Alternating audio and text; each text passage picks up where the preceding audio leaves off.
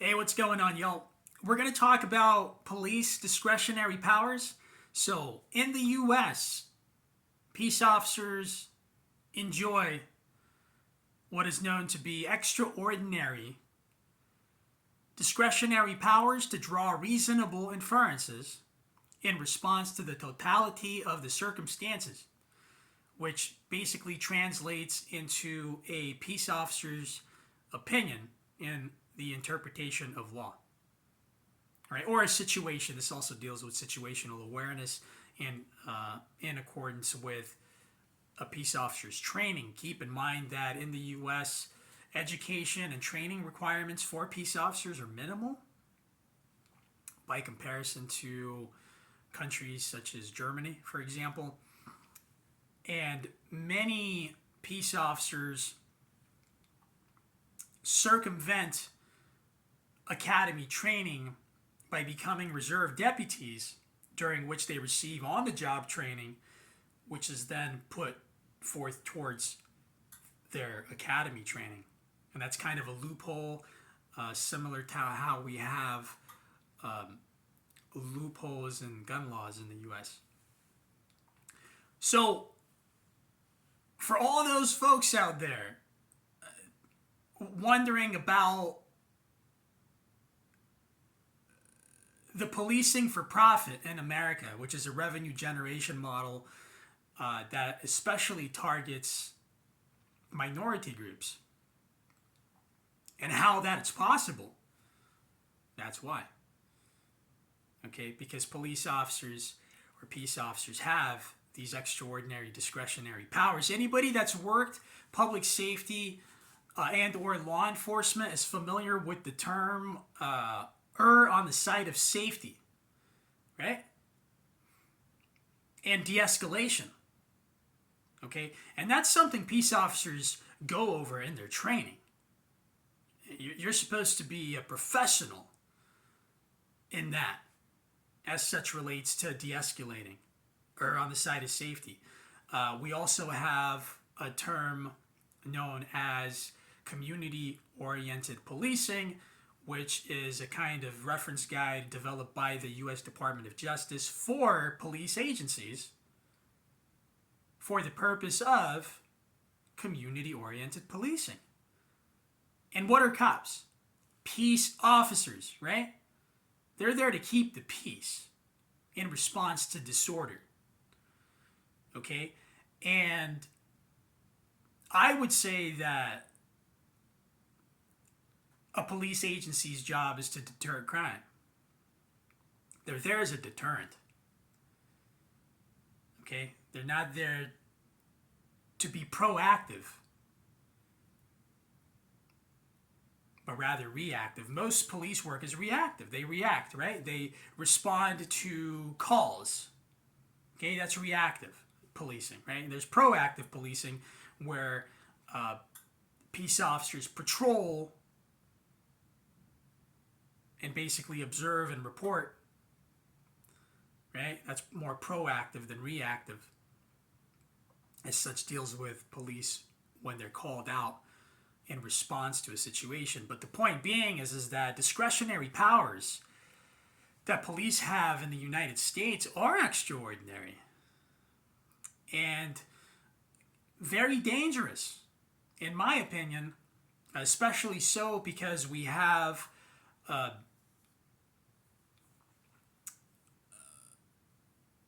investigative police work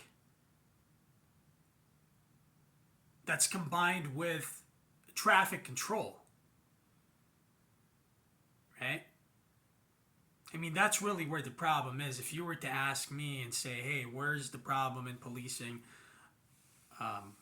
What can we do better? I would say that you have to separate revenue generation, like traffic control, from conventional policing, because that only creates opportunity for police agencies to get themselves into trouble. All right?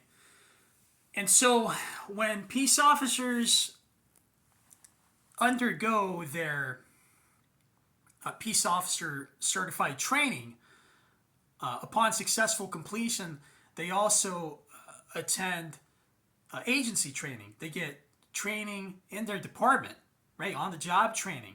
That means they meet with all the people they're going to be working with, including the prosecutor, who has certain expectations of those peace officers and how it is that they perform their job. But keep in mind, we're entrusting these people with extraordinary discretionary powers to draw reasonable inferences in response to the totality of the circumstances.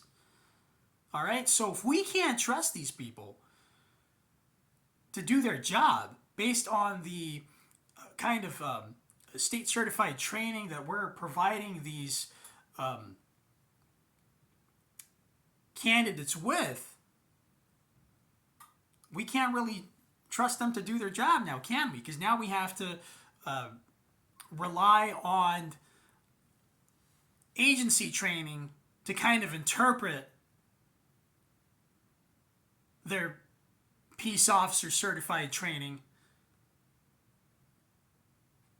and how they are to, fulfill those duties and uphold their oath to public safety. Right? Because keep in mind, peace officers also take an oath of office when they become peace officers. And so that in and of itself is a conflict of interest. When you have peace officers with extraordinary discretionary powers, and they work in a paramilitary organization. That's what police agencies are. They have a paramilitary structure that's similar or identical to the military. That's why they have rank. Like sergeant, lieutenant, captain, all that. So that is a paramilitary organization. They have post orders. Standard operating procedure. Communication is really one way in a paramilitary organization. They take orders. And they have post orders because they're expected to know their job. Hence why peace officers are granted extraordinary discretionary powers to draw reasonable inferences in response to the totality of the circumstances. So why we have cops being micromanaged, whereby we see police officer body camera footage on the internet of multiple police officers responding to calls when there is no crime being committed, and they're standing around, reading the code, trying to interpret what the law really says. And cops aren't going to really know the laws, even though they're expected to, due to the lack of academy training. Hence why they have to meet with the prosecutor that kind of tells them what their job is, what the prosecutor expects from those peace officers, right? Because they're going for success rate. They don't want to just try to push cases through the court system. They know what the prosecutor is going to fight for. But that's a conflict of interest in and of itself. The entire system is geared against the civilian population. Right? It's a policing for profit model. You got the people enforcing the laws in cahoots with the prosecutor that's supposed to represent the people. And then when the accused is granted or given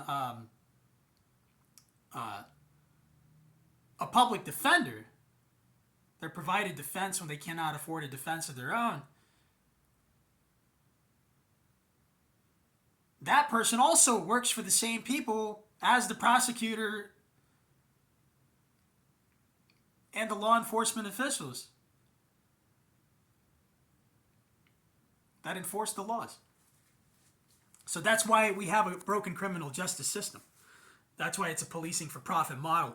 So when you have these highly trained peace officers that have these kind of extraordinary powers, and they know what de-escalation is, and they're taught we err on the side of safety, right? What's the problem?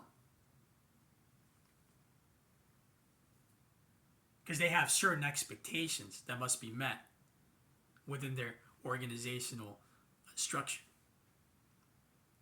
A certain quota. everything is data and statistics. They have to be able to show to the shareholders of our community that their policing model works, that there is justification for a budget, that they're somehow improving their response time, for example, and so forth. And so that's really the problem in the US with policing. It's those types of extraordinary discretionary powers that police have, and everything that has been described herein, that is the cause of a broken justice system that simply doesn't work at all. It hasn't. I mean, our hostile society is the proof. Policing never has worked in America.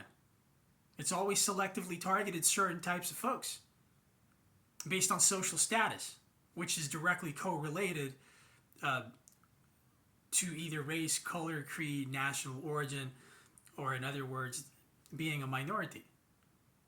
We have a predatory criminal justice system, is what I'm saying, in the US, and that sets the tone for policing worldwide. All right. I'm going to be doing an entire series on policing. You can also attend my Udemy courses. Hit that like button, subscribe, comment, and stay tuned. Thank you.